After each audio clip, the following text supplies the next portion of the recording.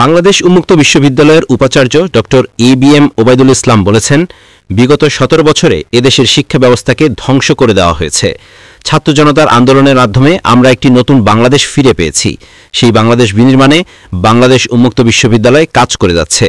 শিক্ষা মানে শুধু জিপিএ 5 পাওয়া কিংবা সার্টিফিকেট অর্জন নয়, শিক্ষা মানে জ্ঞান অর্জন, শিক্ষা মানে নলেজ ট্রান্সফার। দেশের বাইরেও আমাদের শিক্ষা ব্যবস্থা আছে। বিভিন্ন বাহিনীসহ কওমি মাদ্রাসাকেও বাংলাদেশ উন্মুক্ত বিশ্ববিদ্যালয়ের আওতায় আনা হয়েছে। আমাদের ৮০টিরও বেশি প্রতিষ্ঠান শিক্ষা বিস্তারে কাজ করছে। এই ব্যবস্থাকে আরও সহজ এবং মানুষের দোরগোড়ায় পৌঁছে দিতে প্রান্তিক পর্যায়ে উপ আঞ্চলিক কেন্দ্র গড়ে তোলা হচ্ছে।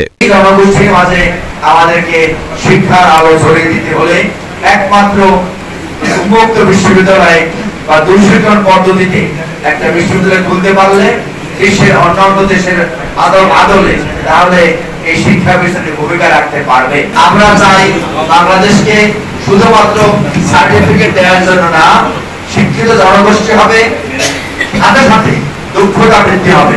দক্ষ জনশক্তি বলতে চাই। শিক্ষা মানে এই না সার্টিফিকেট পাওয়া, জিপিএ 5 পাওয়া, ঘন ঘন মানে লেখাপড়া করি আর না করি আমার সার্টিফিকেট নার্স পেয়ে জিপিএ 5 পাওয়া না। শিক্ষা মানে জ্ঞান অর্জন, নলেজ ট্রান্সফার। সেই জন্য এই নলেজটাকে আমরা ট্রান্সফার করতে চাই একেবারে প্রান্তিক জনগোষ্ঠীর মাঝে।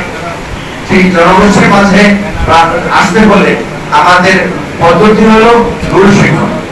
আমরা জানেন যে এইখানে কোনো বয়সের কোনো ব্যারিয়ার নাই, বয়সের কোনো বার নাই। আমরা institute of vocational educational and training আমরা একটা ইনস্টিটিউট খুলেছি।